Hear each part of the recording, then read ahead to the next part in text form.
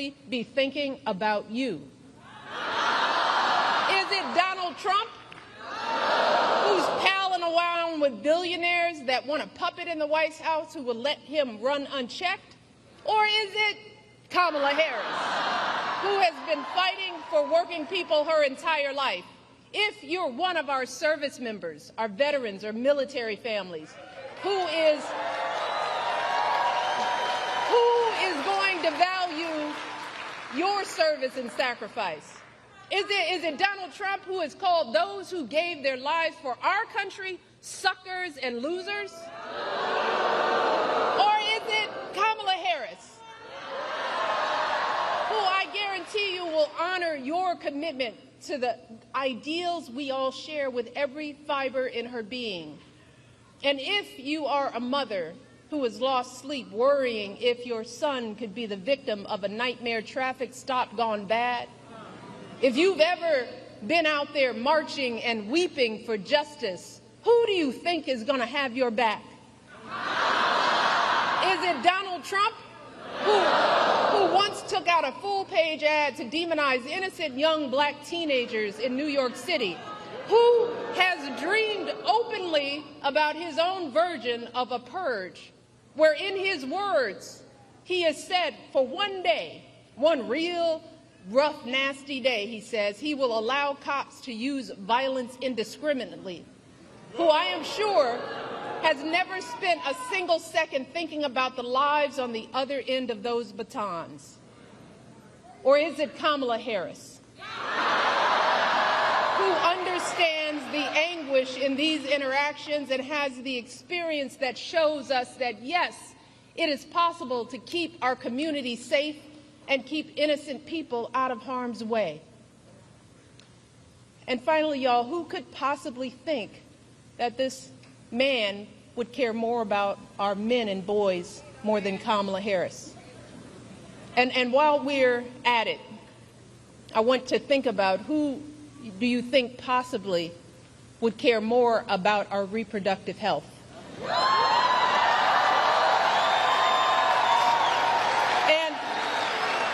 I just want to take a moment with this particular question, because there is so much that gets lost in the conversation about women's reproductive rights. And I want the men in the arena to bear with me on this, because there's more at stake than just protecting a woman's choice to give birth. And sadly, we as women and girls have not been socialized to talk openly about our reproductive health. We've been taught instead to feel shame and to hide how our bodies work. Some young girls enter puberty not knowing what to expect. Too many of us suffer with severe cramps and nausea for days on end every single month. And then on the other end of the reproductive timeline, too many women my age have no idea what's going on with our bodies as we battle through menopause and debilitating hot flashes and depression. See, fellas, most of us women, we suck up our pain and we deal with it alone. We don't share our experiences with anyone. Not with our partners, or our friends, or even our doctors. Look, a woman's body is complicated business, y'all. Yes, it brings life, and that's a beautiful thing. But even when we are not bearing children, there is so much that can go wrong at any moment. Every woman here knows what I'm talking about. An unexpected lump, an abnormal pap smear or mammogram, an infection, a blockage, all of which could be early signs of a variety of life-threatening cancers. And in those terrifying moments when something goes wrong, y'all, which will happen at some point to the vast majority of women in this country, let me tell you, it feels like the floor falls out from under us. In those moments, all we have to rely on is our medical system. In those dark moments, all we have to rely on is our faith in a higher power and the experience of doctors to get us the care we need in a timely manner.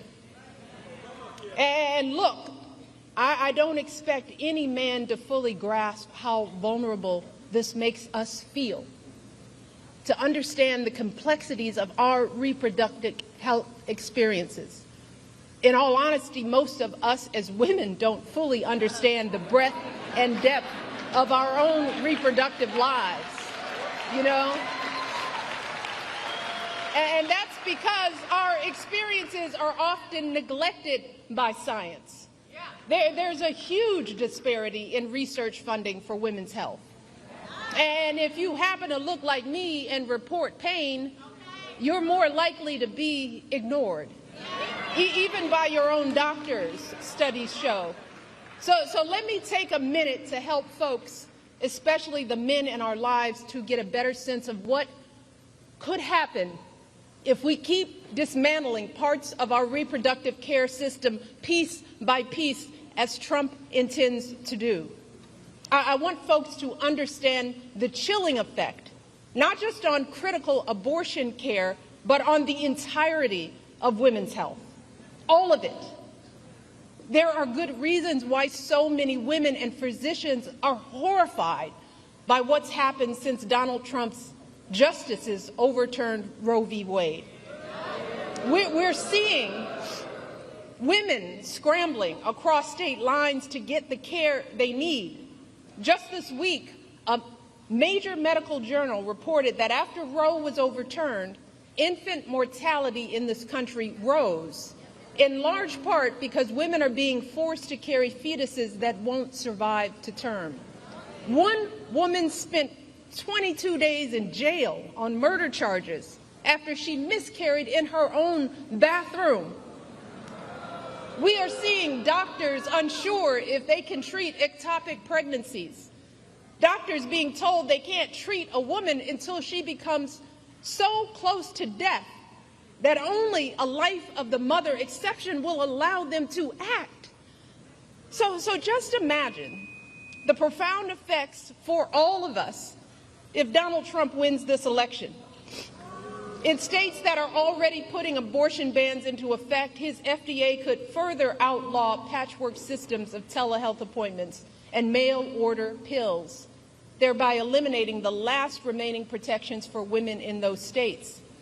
He could take actions that effectively ban abortion nationwide, which would put all of us in danger, no matter what state we live in. We will see more doctors hesitating or shying away from providing life-saving treatments because they are worried about being arrested. More medical students reconsidering even pursuing women's health at all. More OB/GYN clinics without enough doctors to meet demand, closing their doors, leaving untold numbers of women in communities throughout this country without a place to go for basic gynecological care, which in turn will leave millions of us at risk of undiagnosed medical issues like cervical and uterine cancers.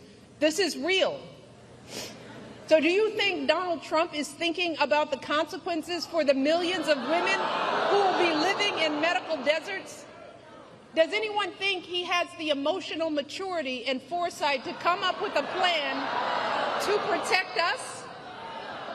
Y'all, we are teetering on the edge.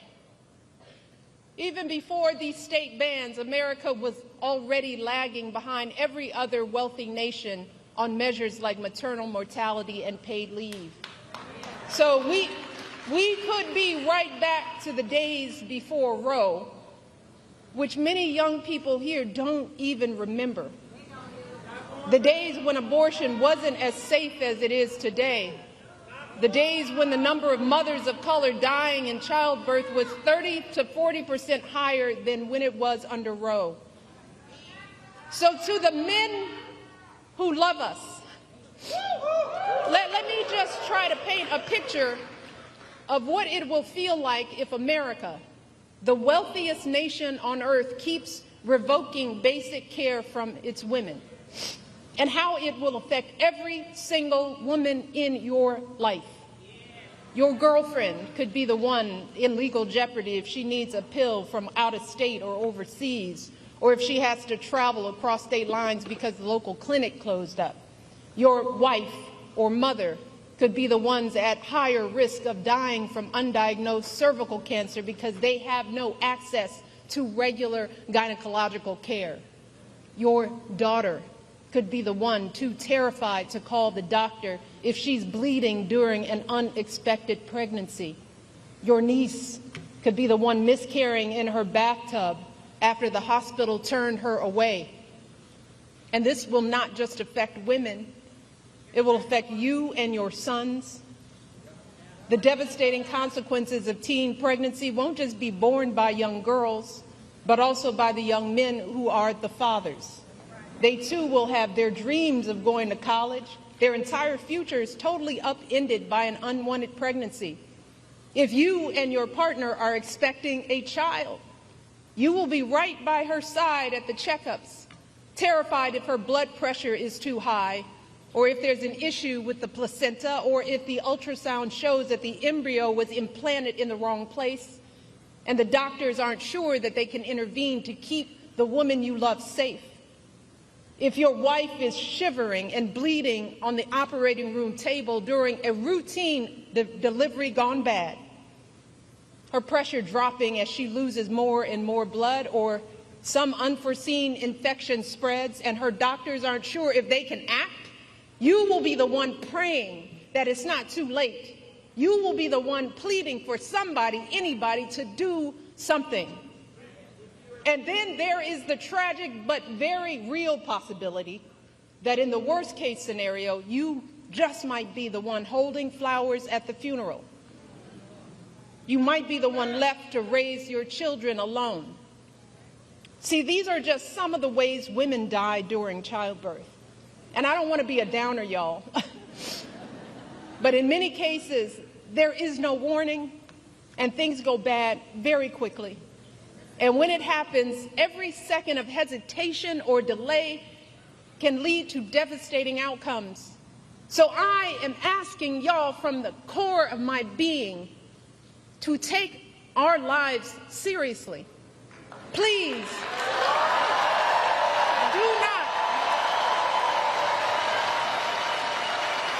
do not put our lives in the hands of politicians, mostly men, who have no clue or do not care about what we as women are going through, who don't fully grasp the broad-reaching health implications that their misguided policies will have on our health outcomes.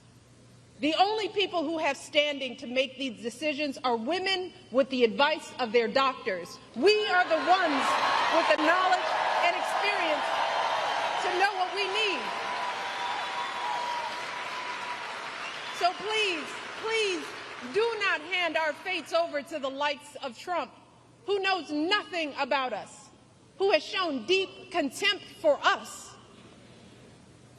Because a vote for him is a vote against us, against our health, against our worth. And let me tell you all, to think that the men that we love could be either unaware or indifferent to our plight is simply heartbreaking. It is a sad statement about our value as women in this world. It is both a setback in our quest for equity and a huge blow to our country's standing as a world leader on issues of women's health and gender equality. So fellas, before you cast your votes, ask yourselves, what side of history do you want to be on?